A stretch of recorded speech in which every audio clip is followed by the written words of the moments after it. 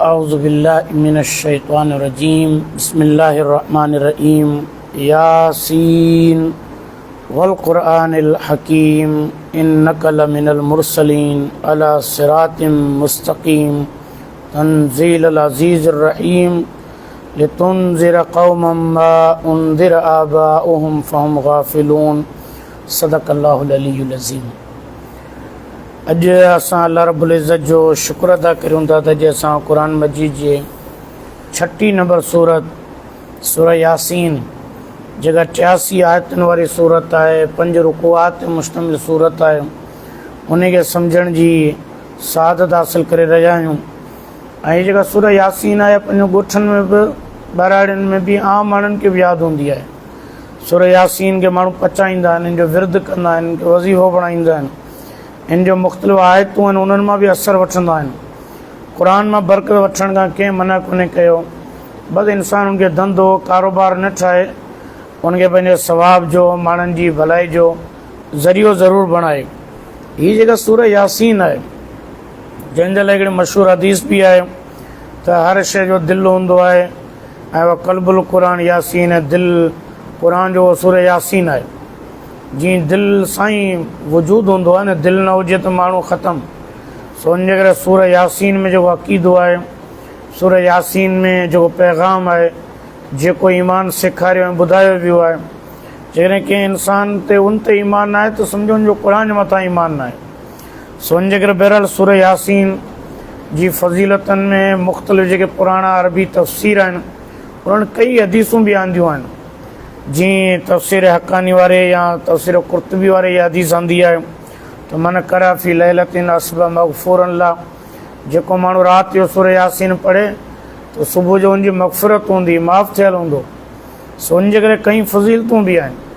पर हाणे हिकिड़ा आलिम सग़रा आहिनि जेके फ़ज़ीलतुनि वारी हदीसूं पोइ जेकॾहिं उन्हनि में कुझु कमज़ोरी हुजे, ज़ईफ़ हुजनि, पोइ चवंदा बाबा फ़ज़ीलत आहे, सवाबु आहे त सही आहे, उन मां को हुकुम साबित न करियो, सवाबु सुठी ॻाल्हि आहे। लेकिन हिकिड़ा आलिम वरी उन में बि एहतियात कनि था। लेकिन असां जंहिं ॻाल्हि ते पंहिंजे सभिनी नाज़रीन खे, पंहिंजे दोस्तनि खे, भाइरुनि खे मुतवजह करे रहिया आहियूं, उहा इहा त हिन सूरह यासीन में जेका असुलु शइ आहे, असुलु शइ आहे हिन में पैगाम छा आहे, हिन में ॻाल्हि कहिड़ी आहे, जंहिं ॻाल्हि जे करे असां अव्हांखे हेॾी अहमियत ॾिनी वई आहे। उनजे करे हिकिड़े आलिम सॻुरे लिखियो आहे त हीअ सूरत जेका आहे उहा अल्लाह रब्बुल इज़्ज़त जी तरफ़ां हुज़ूर अलैहिस्सलाम खे मिली। तक़रीबन नबी अलैहिस्सलाम खे माण्हुनि खे कलमे ॾांहुं, क़ुर ॾांहुं मके में शुरू में सॾींदे सॾे 6 साल थी विया हुआ। पर इन 6 सालनि जे अंदरि तमामु घटि माण्हुनि जिन कलमो पढ़ियो। जॾहिं उनखे ख़बर हुई त अल्लाह जो प्यारो नबी आहे सल्लल्लाहु अलैहि वसल्लम सचो आहे, कॾहिं हिन खां कूड़ साबित कोन्हे, कचाई साबित कोन्हे, पर पोइ बि माण्हू कलमो न पिया पढ़नि। उनजे करे अल्लाह सां हीअ जेका सूरत आंदी आहे वॾे जलाल में, वॾे शान सां, यानी उन में अल्लाह साईं घटि में घटि को 45 दफ़ा खां वधीक दफ़ा ॻाल्हि कई आहे त असां ई कयोसीं, असां ई कंदासूं, असां ई करियूं पिया।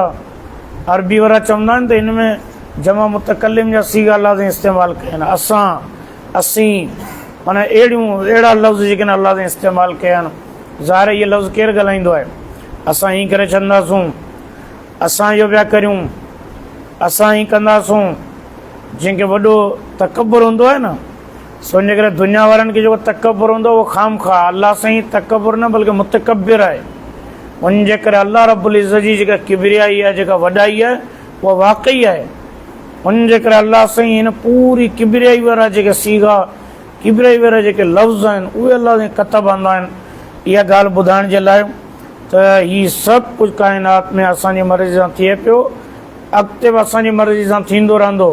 उनजे करे इंसानो तव्हां असांजे अॻियां सरकशी ख़तमु, मग़रूरी ऐं ग़फ़लत ख़तमु, अब्दियत इख़्तियार करियो, बानप इख़्तियार करियो, पंहिंजा रब जी ऐं उन जी निवड़त इख़्तियार करियो। उनजे करे हीअ सूरत ईअं आहे। रुगो हिकिड़ी जॻह हिन सूरत जे अंदरि तक़रीबन 61 नंबर आयत आहे हिन सूरत जी, उनमें रुगो अल्लाह से फरमाए त मुंहिंजी इबादत करियो, वानिअबुदूनी, मुंहिंजी। न त हर जॻह ते अल्लाह साईं मुंहिंजी न बल्कि असांजी ऐं असां, असीं, माना इहे लफ़्ज़ इस्तेमालु कया आहिनि। इहे लफ़्ज़ उहो बाननि लाइ तमामु ख़राबु आहिनि। बानो चवे आऊं, मां, असीं, असां। शाह साहब इन्हनि सभिनि अखरनि खां मना कयो आहे न, त इन्हनि सभिनि अखरनि खां परे भॼो, मां खे मारियो। लेकिन अल्लाह अज़ वजल जॾहिं चवे आऊं, जॾहिं चवे असीं, असां, अल्लाह खे वाक़ई इहे शयूं जुगाइनि थियूं। छो जो अल्लाह सां वाक़ई तरह कुदरतुनि जो मालिक आहे। उनजे करे अचो त असां हिन पूरे सूरह यासीन खे तड़ तकड़ में जेतिरो सम्झी सघूं था उनखे सम्झण जी कोशिशि करियूं। अल्लाह सां थो फरमाए, यासीन वल क़ुरान अल हकीम, यासीन क़ुरान हकीम जो कसम। मूं तव्हांखे ॿुधायो त जिते बि हुरूफ़ मुक़त्तआत ईंदा त उन खां पोइ क़ुरान जो ज़िक्र हूंदो, यासीन वल क़ुरान। अल्लाह ने क़ुरान हकीम जो कसम खयो आहे। इन्नका लमिनल मुरसलीन, कसम इन ॻाल्हि ते त या रसूल अल्लाह, तव्हां अल्लाह जे रसूलनि मां आहियो, तव्हां मुरसलीन मां आहियो। अला सिरात मुस्तक़ीम, बिल्कुलु सिधे रस्ते ते आहियो। हिते अल्लाह साईं हुज़ूर साईं खे इहा जो ॻाल्हि फरमाए, तव्हां रसूलनि मां आहियो, इन ॻाल्हि में कोन्हे को शक थी वियो, शक कोन्हे। असल मके वारनि खे ॿुधाइणो आहे जेके रसूल न पिया मञनि नबी साईं खे, त अल्लाह जो रसूल इन ॻाल्हि ते ख़ुदा कसम खयो आहे त हीउ रसूल आहे। ऐं रसूल पाक सल्लल्लाहु अलैहि, अॻिते बि अल्लाह साईं रसूलनि जो ज़िक्र कयो आहे। उन जे करे हिते फरमाए पियो वञे त या रसूल अल्लाह, तव्हां बिल्कुलु अल्लाह जा रसूल आहियो। अला सिरात मुस्तक़ीम 4 नंबर आयत में बिल्कुलु सिधे रस्ते ते आहियो। तंज़ील अल अज़ीज़ रहीम, तव्हां जेको क़ुरान आहे इहो बि उन रब जी तरफ़ां नाज़िल कयल आहे जेको ज़बरदस्त बि आहे, वॾो महिरबान बि आहे। उन पंहिंजे इंतिज़ाम सां क़ुरान नाज़िल कयो आहे। वॾो महिरबान आहे, जो एॾी वॾी महिरबानी कई अथसि काइनात ते, इंसाननि ते, जो हुनखे अहिड़ो कलाम अता फ़रमायो अथसि।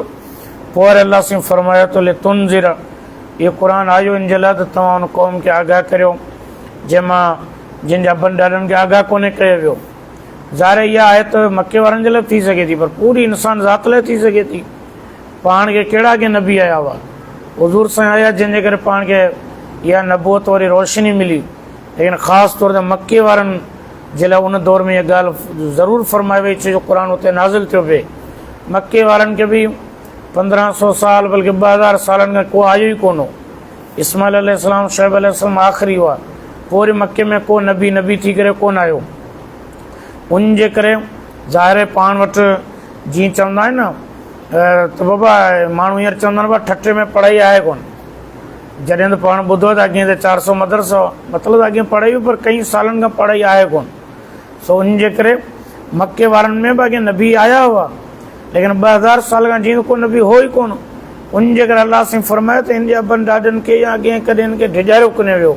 मतिलबु हिकिड़े डिघे ज़माने खां हिन वटि केरु ख़बरदार करणु कोन आयो आहे। उन जे करे या रसूल अल्लाह, असां हाणे अव्हांखे हिते मोकिलियो आहे। बाक़ी इहे जेके मके वारा आहिनि, इन्ना जालना फी अनाकिम अगलालन, इन्हनि जे आहिनि गिचनि में तोक पयल। जीअं कंहिंजे गिची में तोक हूंदो न, पोइ मथो मथे खणंदो कोन्हे, हीअं रुगो हेठि मों कयो। उहा जेका मेंह हूंदी आहे, पाॾो जेको हूंदो आहे, हुन में जे तोक लॻल हूंदो आहे त पोइ उहो रुगो हेठि हेॾां ॾिसंदो कोन्हे। सो आहे मके वारा बि सरकश माण्हू, मगरूर माण्हू। ही मथो मथे खणी अखियूं पटे ॾिसणु कोन था त अल्लाह जो नबी आहे, अल्लाह जो क़ुर आहे। लेकिन बहरहाल तव्हां हिननि खे माज़ी बि यादि ॾियारियो, मुस्तक़बिल बि यादि ॾियारियो, ऐं तव्हांजो कमु इहो आहे त तव्हां खे आगाह करियो, हिन क़ुर जे ज़रिए नसीहत करियो। इन्नमा तुनज़िरु मन इत्तबा ज़िक्र, आयत 11 में या रसूल अल्लाह, तव्हां होशियारु करे सघो था उनखे जेको वाक़ई नसीहत जे पोयां लॻे, ऐं जेको रहमान खां डिॼे बिल ग़ैब, अणॾिठे रब खां डिॼे, जेको डिॼे फबशिर, उनखे बिशारत बि ॾियो त उनजी मग़फ़िरत थींदी। अजरन करीम, उनखे इज़त और अजर मिलंदो अल्लाह वटि जन्नत जी सूरत में। उन जे करे नबी अलैहिस्सलाम सॼे मके में क़ुर पढ़ी करे ॿुधायो पिए, जन्नत जूं बिशारतूं ॾिनियूं पिए, अल्लाह जी माफ़ी जूं बिशारतूं ॾिनियूं पिए। ऐं अल्लाह से फरमाए त इन्ना नानु नुहियल मौता, हीअ जेके मुर्दा आहिनि हिनखे ज़िंदा असां पाणे कंदासूं। क़यामत जो हिकिड़ो हुकुम थींदो, इहे सभु क़ब्रिस्ताननि मां मुर्दा जेके आहिनि ज़िंदा थी अहिड़ी डोड़ पाईंदा, कॾहिं दुनिया में अहिड़ी वरी डोड़ उन्हनि रेस कॾहिं लॻाई कोन हूंदी। अल्लाह वटि हली हाज़िर थींदा। व नक्तुबु मा क़द्दमू व आसारुहुम, अल्लाह तो फरमाए जॾहिं मुर्दा हींअर बि मुक़ाम में वञनि था न, पोइ बि असां लिखूं था मा क़द्दमू, जेको ई अॻिते मोकिले चुका आहिनि, उहा नामा अमल ठही वियो आहे। व आसारुहुम, लेकिन दुनिया में जेके कम छॾे आया आहिनि उहे बि लिखूं पिया। मसलन जेकॾहिं कंहिं माण्हू को सुठो किताबु लिखियो आहे, हुनजी हिकिड़ी नेकी त अल्लाह वटि लिखिजी वई, पर उन किताब में वरी जेके जेके माण्हू नसीहत वठंदा सुधरंदा उहे बि नेकियूं वञिजूं। या पोयां नेकी छॾे आयो न, या को माण्हू सुठी NGO ठाहे आयो, सुठो इदारो ठाहे आयो, सुठी पार्टी ठाहे आयो, का सुठी ॻाल्हि क़ौम में करे आयो, त ज़ाहिर उहे ॻाल्हियूं पोयां माण्हू उन ते अमल कंदा रहंदा त ज़ाहिर उहो उनजे खाते में पियूं लिखबियूं, क़यामत ॾींहुं उहे बि उनजे अॻियां पेश थींदियूं। वरी ईअं जेकॾहिं को निभागो बदबख़्त माण्हू का ग़लति पार्टी ठाहे आयो, ग़लति NGOs, ग़लति इदारो, ग़लति किताब, ग़लति ॻाल्हियूं करे आयो, पोयां माण्हू गुमराह थींदा रहिया, बदराह थींदा रहिया, उहो बि हिनजे खाते में क़यामत ॾींहुं ख़ुदा हुनखे पेश कंदो त ॾिस तुंहिंजी ग़लति पॉलिसियुनि जे करे, ग़लति इदारे जे करे, ग़लति पार्टी जे करे हेतिरा माण्हू मरदूद थिया, हेतिरा माण्हू मासूम मारिया विया, उहो बि क़यामत ॾींहुं हुनजे ॻिची में हूंदो। अलाह फरमाए थो त कुल शइ अहसैनाहु फी इमाम मुबीन, हिकिड़ो वाज़े किताब आहे जंहिं पधरे किताब में सभु शयूं असां महफ़ूज़ कयूं आहिनि। उनजे करे किताब खे हिते अलाह साईं इमाम बि चयो आहे, फी इमाम मुबीन, इमाम। उनजे करे असां उहा सभिनि खे ज़िंदगी वॾे एहतियात सां गुज़ारणु खपे। हिन ज़िंदगी में शौक़ु थी पियो हर कंहिंखे त पार्टी ठाहियां, शौक़ु थी पियो त हर कंहिं किताब लिखां, हर कंहिंखे शौक़ु थिए पियो त NGOs ठाहियां। इहे भलाई जा कम आहिनि, बिल्कुलु करियो, लेकिन इहा फॉर्म इस्तेमालु छाजे लाइ थींदा? जेकॾहिं इंसान ज़ात जी भलाई जे लाइ, अलाह उनजे रसूल जे दीन ऐं प्रोग्राम खे अॻिते वधाइण जे लाइ, त पोइ जी बिस्मिल्लाह। पर जेकॾहिं न आहे त पोइ हींअर खां तौबा करियो ऐं उन तां हथु खणो। उनजे नतीजे में जेके गुमराह थींदा सभु तव्हांजी ॻिची में क़यामत ॾींहुं अची करे वठंदा। उनजे करे अलाह साईं इहा ॻाल्हि इरशाद फरमाए सूरह यासीन में। उनजे करे सूरह यासीन इंसान खे अलाह जी मोहबत, अलाह जे ख़ौफ़ सां भरे छॾे थी, आख़िर जे अहसास सां टिमटार करे छॾे थी। उनजे करे सूरह यासीन सभिनी आयतुनि खे पाण खे पढ़णु खपे। बहरहाल हाणे हीअ जेका सूरह यासीन जो उहो हिसो अचे पियो जंहिंमें आयत नंबर 13 खां शुरूआत आहे 32 ताणी, ईअं सम्झो त जेके 20 आयतूं आहिनि, इन में अलाह रब्बुल इज़्ज़त हिकिड़ो किस्सो आहे जेको उन वक़्तु नबी अलैहिस्सलातु वस्सलाम खे हिन आयतुनि जे ज़रिए ॿुधायो आहे। तव्हां त हुज़ूर अलैहिस्सलाम में हिकिड़ो हौसलो पैदा थी आहे, हिमत, ऐं हुज़ूर अलैहिस्सलाम अञा वधीक तेज़ कनि दीन जे कम खे, दावत जे कम खे। ऐं ॿिए पासे वरी मुशरिकनि जे लाइ बि पैगाम आहे, जेके मुनकर हुआ, काफ़िर हुआ, मके वारा जेके क़ुर खे मञनि न पिया, त हिन किसे खे ॿुधी करे उन्हनि में कोई अहसास पैदा थिए, उन्हनि जे दिलि में का नरमी पैदा थिए। सो उनजे करे अलाह सां उहो किस्सो ॿुधायो आहे। वज़रिब लहुम मसलन असहाबुल क़रिया, तव्हां बयानु करियो इन्हनि सां मिसाल अहवाल उन ॻोठ वारनि जो, उन्हनि वसंदी वारनि जो। इज़ाल मुरसलून, जॾहिं उन्हनि वटि आया मुरसल, इज़ा अरसलना इलैहिम मरसलन, असां पहिरीं 2 मुरसल मोकिलिया, पंहिंजा 2 रसूल, फ़कज़्ज़बू, अलाह असां मोकिलिया। सो उनजे करे हाणे इहा वसंदी कहिड़ी हुई, आबादी कहिड़ी हुई, अलाह सां ॿुधाए थो त इहा वसंदी हुई निभागी।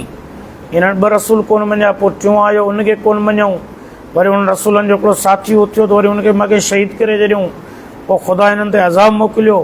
अलाह जी ॻाल्हि हिन जी कई आहे। हाणे आहिनि केरु पुराणा अरबी सभु तफ़सील लिखंदा, इंता किया इंता किया इंता किया। वरी असां वारा जेके जदीद सिंधी उर्दू तफ़सीर आहिनि उहे बि उतां तर्जुमो ऐं माना कंदा, उहे बि इहो था लिखनि। लेकिन अल्हम्दुलिल्लाह सैयद अबुल्ला मौदूदी रहमतुल्लाह वाहिद मुफ़स्सिर अञा ताईं मुंहिंजे नज़र में आहे जंहिं बाक़ाइदा लिखियो त हिन मां मुराद इहा वसंदी कॾहिं कोन थी थी सघे। छो जो हिन वसंदी जो ज़िक्र जेको माण्हू कंदा उहे वरी माण्हू ॿी ॻाल्हि इहा बि कंदा त हीअ ईसा अलैहिस्सलाम जी जा माण्हू हुआ जेके ईसा अलैहिस्सलाम मोकिलिया हुआ। 2 माण्हू मोकिलियईं उन वसंदी ॾे, पोइ टियों मोकिलियईं, जॾहिं त का ख़बर कोन्हे त इहा वसंदी कहिड़ी। क़ुर नालो कोन्हे वरितो, क़ुर त नबीनि जो नालो कोन्हे वरितो, कहिड़ा नबी हुआ उनजा साथी, क़ुर उनजो नालो कोन्हे वरितो। क़ुर रुॻो उहा सूरत हाल ॿुधाई आहे, ऐं उहा ई सूरत हाल उन वक़्तु मके में हुई। त मके में बि अलाह जो हिकिड़ो नबी अची वियो, रसूल, मके वारा हुनखे मञनि न पिया। वरी जेकॾहिं हुज़ूर अलैहिस्सलाम जो को साथ ॾियण लाइ अॻिते वधे, को सहाबी, को नौजवान, को बुज़ुर्ग, का औरत, का माई, साहिबियाणी, त वरी सभु मके वारा माॻे हुनखे शहीद करण जे पोयां लॻी वञनि। इहा जेका सूरत हाल हुई न, सो अलाह साईं अॻे इहा सूरत हाल जेका दुनिया में थी हुई उन जो अलाह साईं ज़िक्र कयो आहे। उनजे करे असां जॾहिं हिन आयतुनि खे पढ़ूं था, तव्हां बि पढ़ंदव, जीअं क़ुर में ॿियूं रसूलनि वारा आयतूं आहिनि जिन में रसूलनि जो ज़िक्र आहे, उनजे क़ौमनि जो ज़िक्र आहे, तव्हां हिते पढ़ंदव तव्हांखे ईअं लॻंदो ॼण त रसूल ई आहिनि, ऐं अॻियां क़ौमूं उहे ई आहिनि जिन रसूलनि जो इनकार कयो, जंहिंजे करे पोइ उनखे तबाह कयो वियो। बाक़ी आम जेके माण्हू दीन जो कमु कंदा आहिनि उन्हनि जे करे क़ौमूं तबाह कोन थींदियूं आहिनि, आज़माइशूं ज़रूरु ईंदियूं आहिनि, ख़ुदा नाराज़ थींदो, तबाह रसूल जी नाफ़रमानी जे करे थिए थो। उन जे करे अलाह साईं थो फरमाए उहा बि हिकिड़ी अजीब वसंदी हुई आबादी माण्हुनि जी। जॾहिं रसूल आया असां उन्हनि ॾे 2 रसूल मोकिलिया फ़क़ज़बूहुमा, पर हुननि चयो त कूड़ा आहिनि। फ़अज़्ज़ज़ना बिसालिसिन, पोइ हुन 2 रसूलनि जी मदद में 4 रसूल मोकिलियोसीं। फ़क़ालू इन्ना इलैकुम मुरसलून, उन्हनि वॾे वाक चयो त असां तव्हांजी तरफ़ मोकिलियल आहियूं। मतिलबु उन्हनि चयो त असांखे रिसालत मिली आहे, ख़ुदा जे तरफ़ां आया आहियूं। क़ालू मा अंतुम इल्ला बशरुम मिसलुना, माण्हुनि चयो न न तव्हां असां वांगुरु बशर आहियो। इहो उहो ई इल्ज़ाम आहे जेको हर दौर जा मुनकर जेके न उहे रसूलनि खे चवंदा आहिनि, हर रसूल खे चवंदा आहिनि त तव्हां बशर आहियो, असां जहिड़ा माण्हू आहियो, तव्हांजे पोयां का ख़ुदा जी ताक़त कोन्हे। वमा अंज़ल रहमान मिन रहमान का शइ नाज़िल कोन्हे कई। इन जो मतिलबु त हिननि चयो त असांजे मथां वही थी आहे, कुझु नाज़िल थियो आहे, पर क़ौम वारनि चयो न कुझु नाज़िल कोन्हे थियो। इन अंतुम इल्ला तकज़िबून, तव्हां कूड़ पिया हणो। कालू, उन्हनि रसूलनि चयो रब्बुना यालम, असां रब खे ख़बर आहे। इन्ना इलैकुम मुरसलून, असां तव्हांजी तरफ़ रसूल आहियूं, मोकिलियल आहियूं। एॾा वाज़े लफ़्ज़ आहिनि जंहिंमां लॻे थो त बाक़ाइदा रसूल आहिनि जेके हिकिड़ी आबादी ॾे विया आहिनि।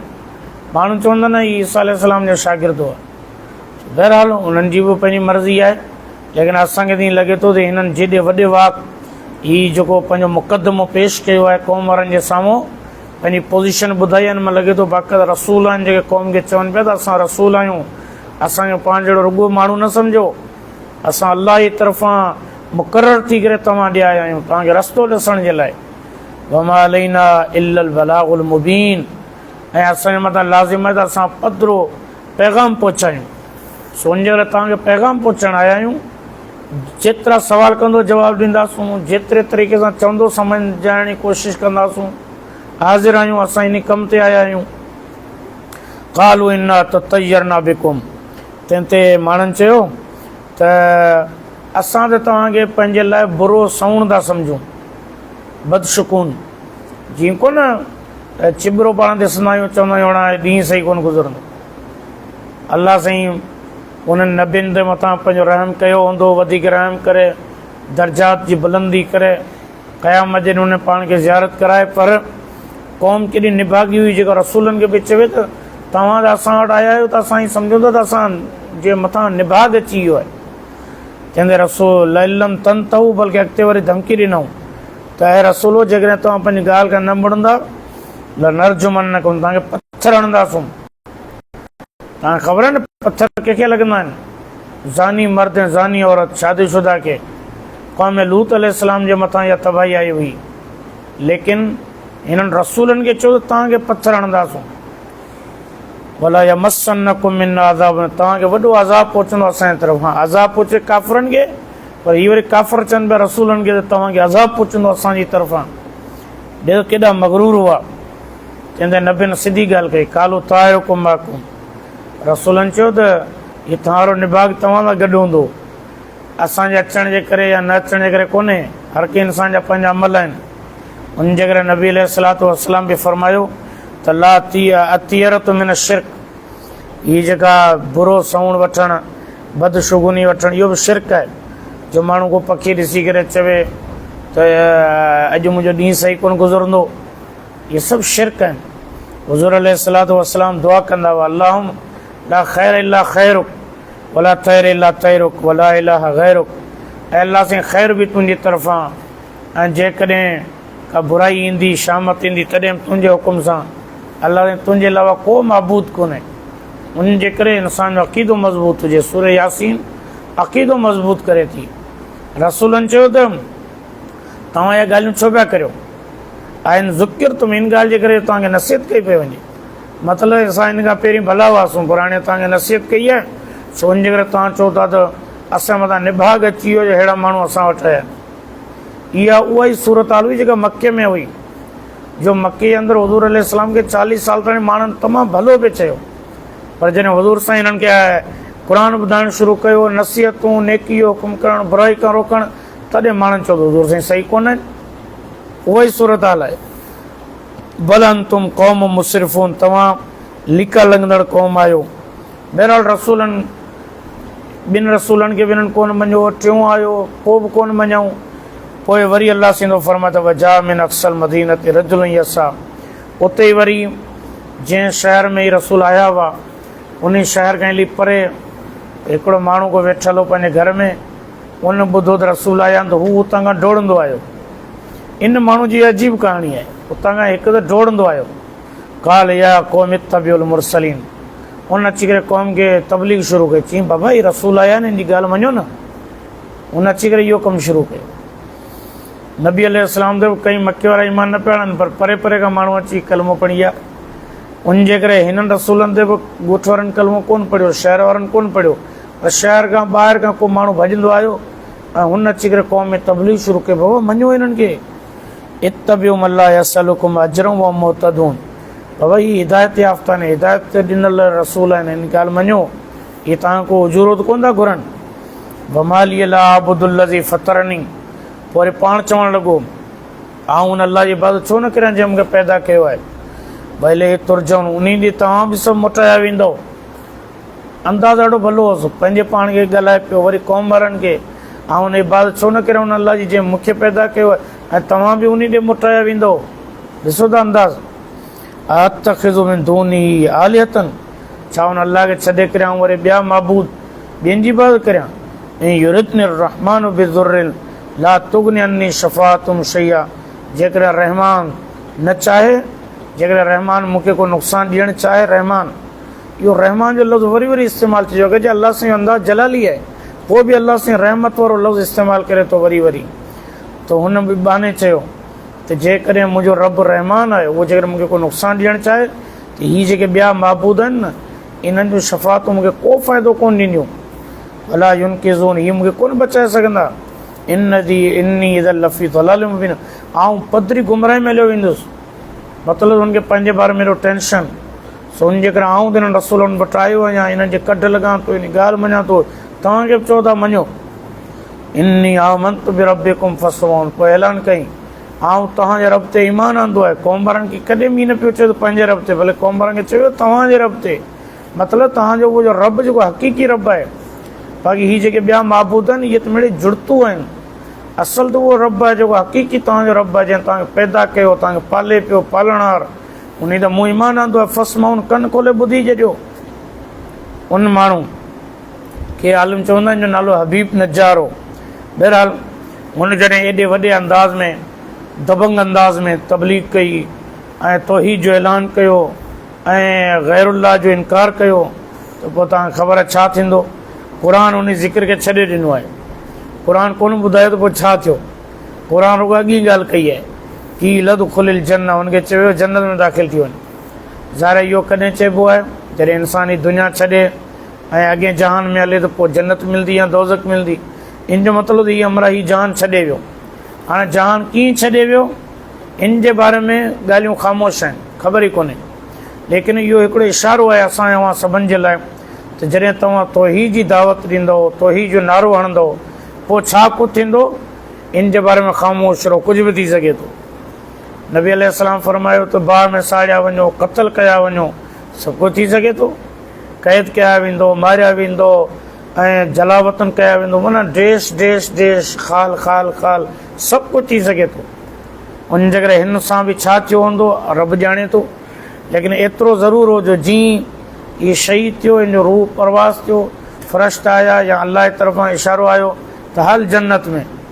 हाणे हिन जॾहिं जन्नत ॾिठी, जन्नत जूं नेमतूं ॾिठियूं, काल या लई त क़ौमी यालमून, चई हे काश मुंहिंजी क़ौम वटि इहो इल्मु हुजे हा न त जन्नत मिलंदी। मुंहिंजी क़ौम खे ख़बर हुजे हा न जन्नत आहे रसूलनि जी पैरवी में। बिमा गफ़र ली रबी, मुंहिंजे रब छो मुंहिंजी माफ़ी कई। वजलनी मिनल मुकरमीन, मूंखे छो इज़त वारनि में दाख़िल कई। जेकॾहिं क़ौम खे ख़बर हुजे न त मुंहिंजो रब मूंखे छो हेॾे वॾे मंज़िल ते रब मूंखे पुॼायो आहे, उहो ईमान जे करे पुॼायो आहे। काश मुंहिंजी क़ौम खे ईमान जी ख़बर हुजे। उन माण्हू खे मतिलबु त एॾो अहसासु हो, एॾो अहसासु हो। इन करे हुज़ूर साईं फरमायो नसा हय्यऊं मैया, हिन माण्हू ज़िंदा रहंदे बि क़ौम जी ख़ैर ख़्वाही कई, पर मरी करे बि, मरण खां पोइ बि हुनखे पंहिंजे क़ौम जा सूर यादि पिया आया, क़ौम जी महरूमी ऐं निभाग यादि पिया आयो। काश क़ौम सुधरी वञे हा, जन्नत में पहुची वञे हा। अहिड़ी ॻाल्हि अलाह साईं फरमाए थो वमा अंज़लना अला क़ौमिही मिन बादि मिन जुंदिन मिनस समा, उनजी क़ौम जेका एॾी सरकश हुई, अल्लाह फरमाए थो उन जे लाइ असांजी का फ़ौज मोकिलणी कान पई। वमा कुन्ना मुंज़िलिन इन कानत इल्ला सय्यतुन, हिकिड़ो रुॻो धमाको थियो, फ़इज़ा हुम ख़ामिदून, सभु जेका सभु विसामजी विया हलिया, मतिलबु त हुननि जूं रोशनियूं ख़तमु, तरक़ी ख़तमु।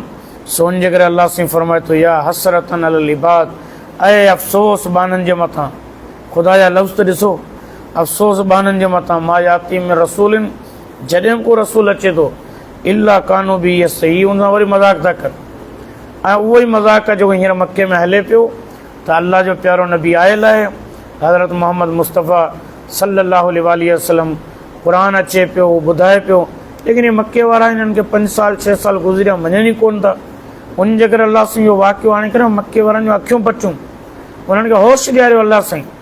उन जे करे सूरह यासीन पढ़ूं था त पोइ हुज़ूर साईं जी महिनत यादि अची वई, हुज़ूर साईं केॾी दावत, केॾी तबलीग, केॾो माण्हुनि खे सम्झायो पियो मके में, ऐं उन जे करे अल्लाह साईं क़ुरान जो आयतूं आंदियूं पिए।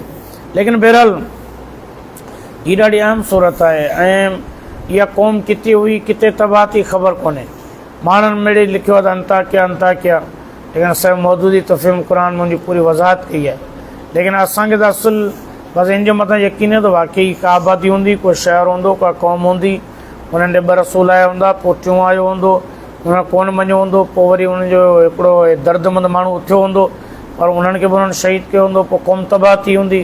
असां इन ॻाल्हि ते यकीन आहे। सो उन जे करे अल्लाह साईं एतिरी ॻाल्हि कई, चयो जो क़ुरान रुॻो तारीख़ जो किताबु कोन्हे, जो तारीख़ में लिखियलु हुजे त फलाणी तारीख़ ॼाओ, फलाणी तारीख़ मोह या तबाह थियो, तारीख़ जो किताबु कोन्हे। क़ुरान तारीख़ जूं ॻाल्हियूं बि इन हिसाब सां करे थो त माण्हू नसीहतूं वठनि, नसीहत वठण जे लाइ हीअ आयतूं काफ़ी आहिनि। लेकिन हिकिड़े आलिम सगोरे जेको इस्लामाबाद में आहे, मौलाना खलील रहमान चिश्ती साहब, अल्लाह ताला उनखे जज़ाए खे ॾे, वॾो आलिम आहे, उन हिननि आयतुनि खे पढ़ी करे इहा ॻाल्हि बि लिखी आहे त सचो लीडर केरु आहे, सचो क़ौम जो ख़ैरख़्वाह केरु आहे, उन जूं 10 सिफ़तूं, 10 गुणनि जेके हिननि आयतुनि में आहिनि। तव्हां ॾिसो, जो सचो लीडर हूंदो न, उनजी पहिरीं ख़ूबी इहा हूंदी त हू चवंदो त बाबा शरीयत जी पैरवी करियो, क़ुरान जे क़ानून जी पैरवी, हू पंहिंजी ॻाल्हि कोन हलाईंदो। जीअं हिते तव्हां ॾिसो, हू जेको हमरा कोन डोड़ंदो आहे रसूलनि वटि, त उन अची करे क़ौम खे इहा ई ॻाल्हि चई, इत्तबिऊ, त पैरवी करियो, फस्माऊं, मुंहिंजी ॻाल्हि ॿुधो आहे। सो उन जे करे जेको माण्हू सचो लीडर हूंदो न, उहो ख़ुदा जी पैरवी जो ऐलान कंदो। अच्छा, ॿिए नंबर ते जेको लीडर हूंदो, अॻुवान हूंदो, उनजी ॿी ख़ूबी हूंदी त हू फ़ाल एक्टिव हूंदो, यानी हुनजे अंदरि चुस्ती हूंदी। हिते बि ॾिसो न, अल्लाह साईं फरमाए थो वजा मिन अक्सल मदीनत रजुलुन यस्सा, परे खां हिकिड़ो हमरा डोड़ंदो आयो। उन जे करे हुकूमत उहा आहे, हुकुमरान उहे जेके डोड़ंदा अचनि, ॾिसनि क़ौम मुश्किल में आहे, डोड़ंदा अचनि। ईअं न जो हिते सैलाब अचनि या माण्हू सभु सुकी वञनि, ॿुॾी वञनि, मरी वञनि, लेकिन हुकुमरान खे ख़बर ई न हुजे, हू पंहिंजे अञा ताईं अयाशियुनि में पूरा हुजनि। लेकिन तव्हां ॾिसो त हीअ हमरा डोड़ंदो आयो, उन जे करे लीडर जी ख़ूबी आहे त हू हर वाक़े ते ईअं पहुचे। नंबर 3 ॻाल्हि, हिन चयो त वमाली लाइ मूंखे छा थियो जो इबादत न करियां पंहिंजे रब जी, जो मतिलबु हुन क़ौम जे साम्हूं पंहिंजे पाण खे पेश कयो त आउं पाण हिन ॻाल्हि ते अमल करियां थो जेका चवां पियो। उन जे करे असांजा क़ुरान बि चवंदा न, करप्शन न थिए, पाण न कनि न करप्शन। इहे जेके दुनिया जा वॾा नाला आहिनि, फलाणी लीक्स आहे, पेंडोरा पेपर, उन सभिनि जा नाला आहिनि, ऐं वरी मुल्क में कानून वेठा हलाइनि।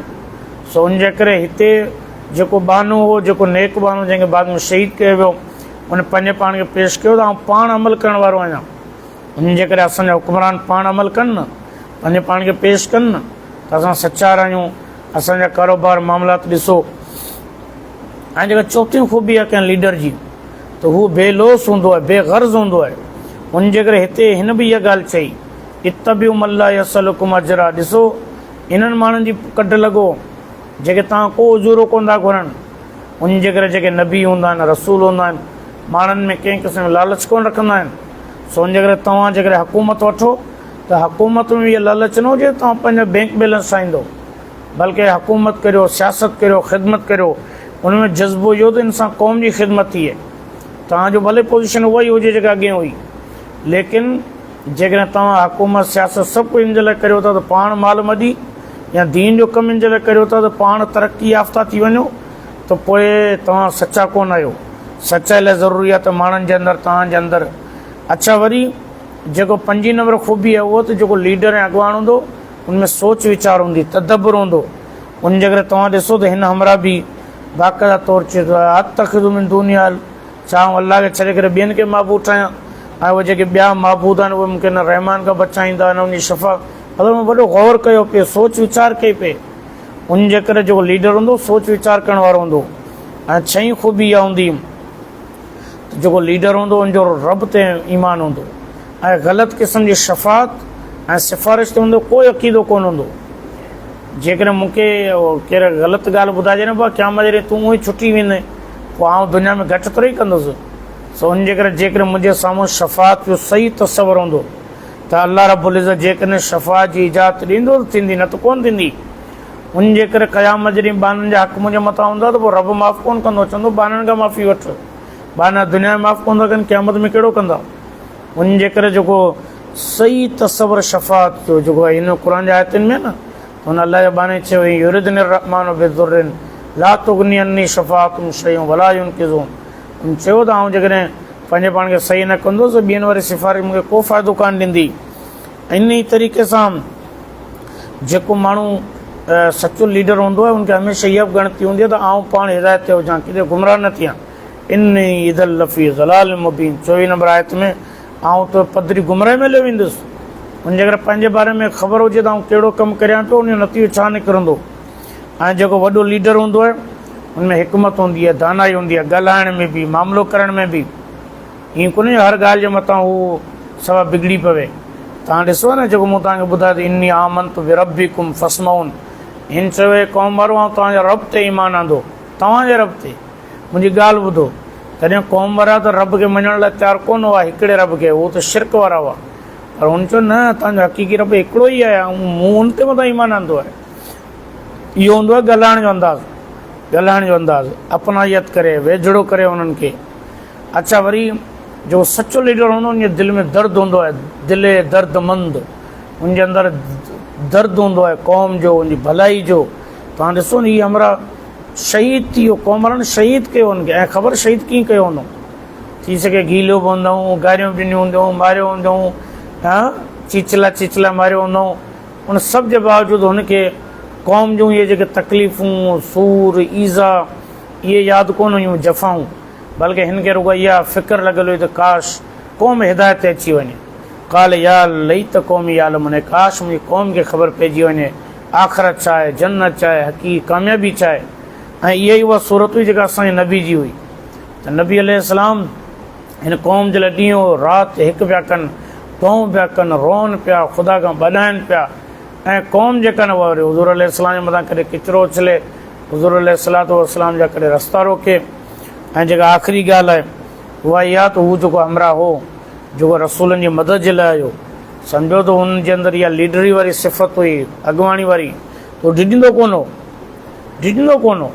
हुन जे करे तव्हां ॾिसो त रसूलनि जॾहिं पैगाम पुछो त क़ौम वारनि धमकी ॾिनी, लइलम तंतहू लनरजुमन्नकुम वला यमस्सन्नकुम मिन्ना अज़ाबुन अलीम। ऐं रसूलो, जेकॾहिं तव्हां पंहिंजी ॻाल्हि खां न फिरंदव ऐं न बाज़ ईंदव त पोइ असां तव्हांखे पथर हणंदासूं, वॾी तकलीफ़ ॾींदासूं। हर दौर जा जेके ॾाहिर, हर दौर जा जेके जाबिर, हर दौर जा जेके ज़ालिम आहिनि, उहे इहे ई ॿोली ॻाल्हाईंदा आहिनि। लेकिन जेके माण्हू दीन जो कमु कनि पिया, उहे बि इन ॻाल्हि ते यकीन रखनि त उन्हनि जी ज़िंदगी मौत अल्लाह रब्बुल इज़्ज़त जे हथ में आहे, ऐं साम्हूं वारनि जी ज़िंदगी मौत बि अल्लाह जे हथ में आहे। उन जे करे असांखे कंहिं क़िस्म जो डपु न हुजणु खपे। सूर यासीन इंसान जे अंदर में रुॻो अल्लाह जो जलाल ऐं अल्लाह जो ख़ौफ़ पैदा करे थी।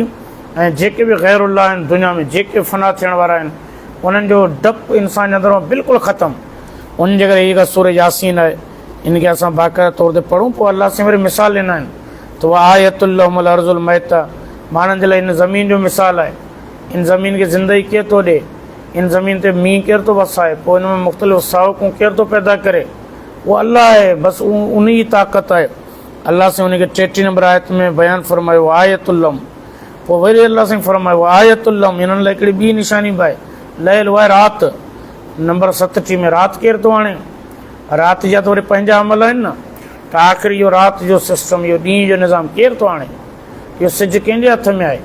उन जे करे अल्लाह से उन ॻाल्हि खे हिते फरमायो। वरी अल्लाह से फरमायो आयतुल्लम, हिननि जे लाइ अञा ॿी वॾी निशानी, अन्ना अमलना ज़ुर्रियतुम फिल फुल्किल मशून।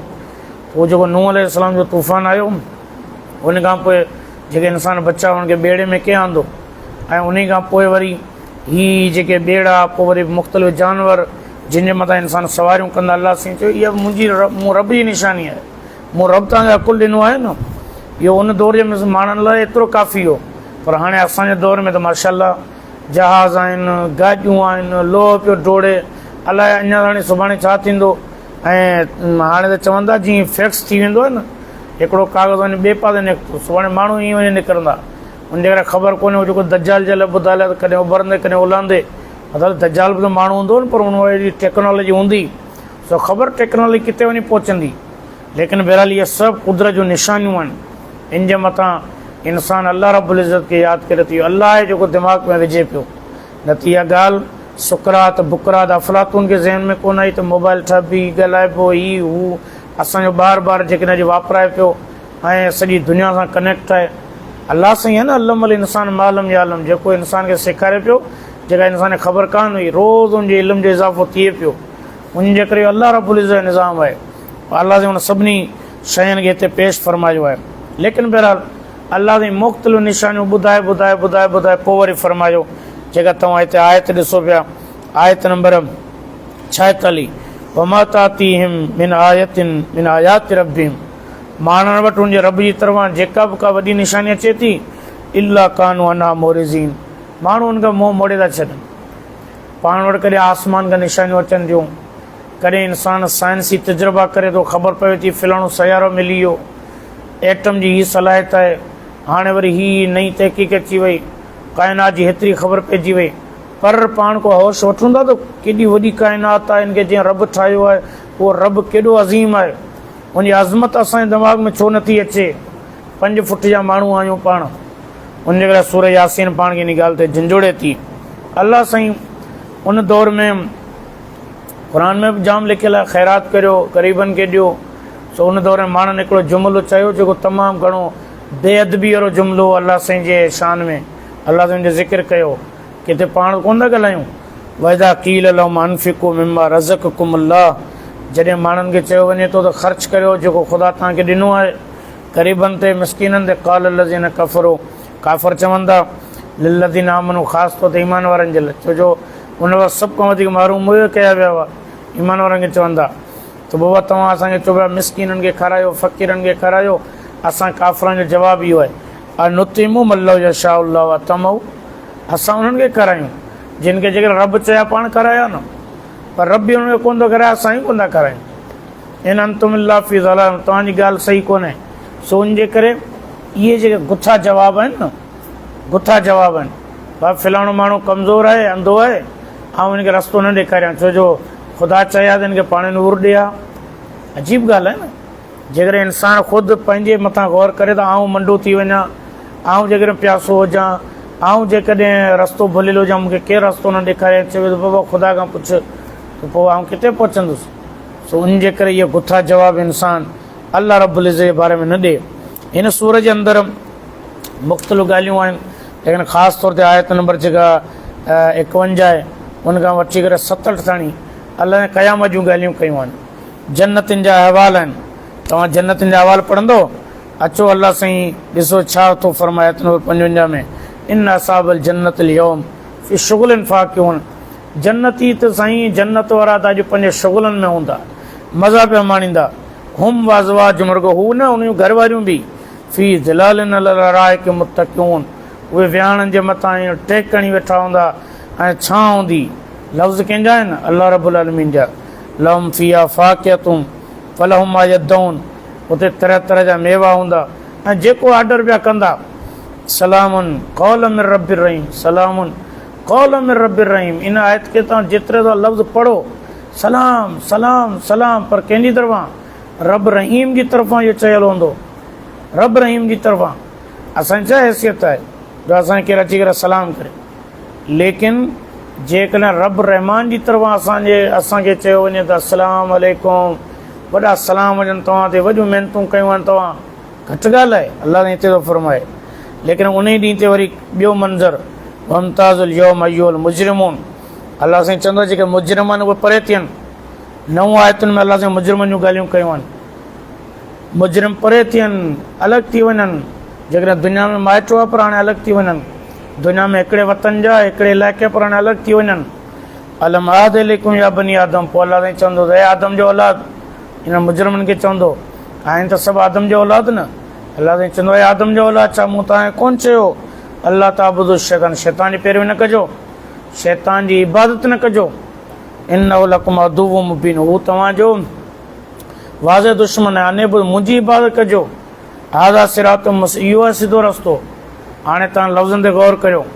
अलाह साईं चवंदो त मूं चयो न शैतान जी इबादत न कजो, मुंहिंजी इबादत कजो। भला तव्हां मूंखे ॿुधायो दुनिया में अचण को माण्हू पैदा थियो जेको चवे थो शैतान जी इबादत थो करे। शैतान खे हर दौर में गारियूं मिलियूं आहिनि, हिन बि गारियूं मिलियूं आहिनि। शैतान जी इबादत केरु कंदो? लेकिन अलाह साईं त चवंदो तव्हां शैतान जी इबादत कई। इन मां सिधी ॻाल्हि इहा अथव त बाबा इबादत जो मतिलबु इताअत करणु आहे, इबादत जो मतिलबु चयो वठणु आहे। हुन जे तव्हां भले केॾा चओ त असां तौहीद परस्त आहियूं, असां हुज़ूर सां इश्क रखूं था, फिलां क़ुर सां हदीस सां, लेकिन जेकॾहिं असांजी पॉलिसियूं प्रोग्राम, असांजे मुल्क जे मथां निज़ाम, असांजो माशी निज़ाम, सियासी निज़ाम, तालीमी निज़ाम जेकॾहिं अमरीका वारो आहे, इसराइल वारो आहे, हिंदुनि वारो आहे, अंग्रेज़नि वारो आहे, पोइ असां उनजी इबादत पिया करियूं। पोइ असां बैतुल्लाह रब जी इबादत कोन था करियूं। बैतुल्लाह रब जी इबादत तॾहिं थींदी जॾहिं असांजे मुल्क में बैतुल्लाह जे रब जो कानून ईंदो। फल याबुदू रब हाज़ल बैत, हिन बैतुल्लाह जे रब जी इबादत करियो। बैतुल्लाह जे रब जी इबादत कीअं थींदी? जॾहिं क़ुर जो कानून ईंदो, शरीयत ईंदी, उन जे लाइ सभु तौहीद परस्त, सभु हुज़ूर साईं जा आशिक़, सभु कलमे वारा जद्दोजहद कनि, जाखोड़ कनि। अल्लज़ी अतम मिन खौफ अल्लज़ी अतम मिन जू व आमन मिन खौफ, ख़ौफ़ ख़तमु थी वेंदा, बुख ख़तमु थी वेंदी। पर जॾहिं बैतुल्लाह जे रब जी इबादत थींदी ऐं बैतुल्लाह जे रब जी जेका इबादत थींदी, हिनजो मतिलबु हिते शैतान जी ॻाल्हि कोन हलंदी, शैतान जूं पॉलिसियूं कोन हलंदियूं। अलाह साईं हिन सूरत जे आख़िर जे अंदरि कुझु ॻाल्हियूं फरमायूं, उन्हनि में ख़ासि तौर ते हुज़ूर अलैहिस्सलाम जे लाइ 78 नंबर आयत में ऐं वरी 79 आयत में त वमा अल्लमनाहु शेर वमा यंबगी ला, त हुज़ूर अलैहिस्सलातु वस्सलाम कि असां शेर कोन्हे सेखारियो ऐं शेर हुज़ूर अलैहिस्सलाम जे लाइ मुनासिब बि कोन आहिनि। 79 नंबर बल्कि 69 नंबर आयत आहे ऐं 70 नंबर आयत आहे। हुज़ूर अलैहिस्सलाम खे असां शेर कोन्हे, क़ुर शाइरी कोन्हे, छो तव्हां सम्झो पिया त का शाइरी आहे। क़ुर त हक़ीक़त आहे। छा थो फरमाए ख़ुदा, इन हुआ इल्ला ज़िक्रुं व क़ुरान मुबीन, हीअ त नसीहत पधरो क़ुर आहे। उन जे करे हिन अलाह जे किताब खे नसीहत सम्झो। पर इहा नसीहत कंहिंखे मिलंदी? लियुनज़िर मन कान हय्यन, हिन क़ुर जे ज़रिए हुज़ूर साईं उन खे ख़बरदार करे सघनि था, जॻाए सघनि था, सुधारे सघनि था। मन कान, जेको ज़िंदा आहे, जेको ज़िंदा आहे, भई जंहिंमें ज़िंदगी कोन्हे, मुर्दो थी वियो आहे, का शइ ॿुधे कोन थो, सम्झे कोन थो, उनखे क़ुर बि का नसीहत कोन ॾींदो। उनजे करे पाण त सिंधी आहियूं, पंहिंजी ज़बान अरबी कोन्हे, पर जंहिंजी अरबी ज़बान हुई हुन नसीहत कोन वरिती, छो हुननि जो अंदरि मरी चुको। जॾहिं त हुननि खे क़ुर कंहिं बि ॿुधायो, अलाह जे प्यारे पैगम्बर नबी आख़िर ज़मा ख़ातमुन नबीयीन सल्लल्लाहु अलैहि वसल्लम। पोइ अलाह रब्बुल इज़्ज़त हिते आयत नंबर 71 खां पोइ आख़िर ताईं पंहिंजूं कई कुदरतूं ॿुधायूं आहिनि त मूं हीउ बि पैदा कयो, तव्हांजे कंट्रोल में ॾिनो, हीअ शइ तव्हांखे मूं ठाहियो, ईअं आहे। ऐं अलाह साईं ख़ासि तौर ते हिकिड़ो मिसाल ॾिनो आहे त अवलैसल्लज़ी ख़लक़ अस्समावाति वल अर्ज़, छा उहो रब जेको आसमान जोड़े चुको, ज़मीन ठाहे चुको, बेक़ादिर, छा उन रब खे इहा कुदरत कोन्हे? अलाह यख़्लुक़ु मिस्लहुम, त अहिड़ा माण्हू वरी अलाह ठाहे छॾे।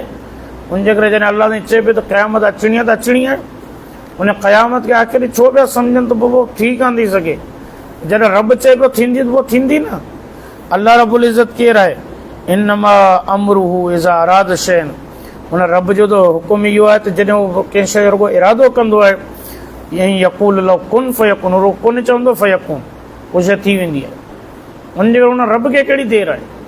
उनजे करे हज़रत मोहम्मद सल्लल्लाहु अलैहि वसल्लम सॼे इंसाननि खे ॿुधाइनि पिया त क़यामत ईंदी, आख़िरत ईंदी, मरी करे सभिनी खे उथणो आहे, रब जे अॻियां पेश पवणो आहे, उनजी तयारी करियो।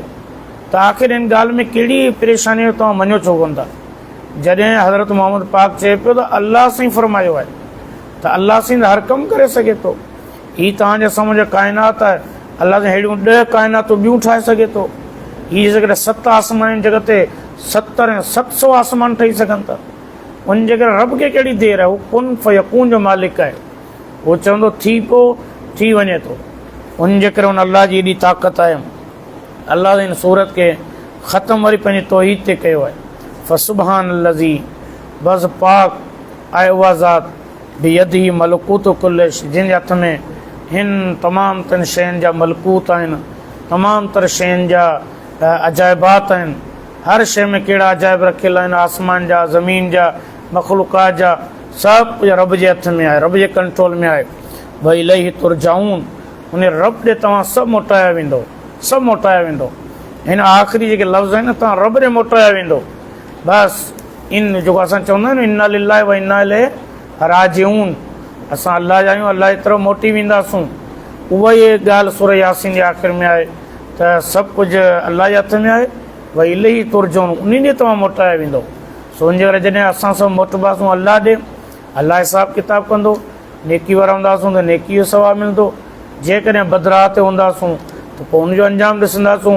त पोइ आख़िर हिन दुनिया में अल्लाह जे अलावा जेके ॿियूं ताक़तूं आहिनि, ग़ैरुल्लाह आहिनि, उन टेंशन छो वठूं?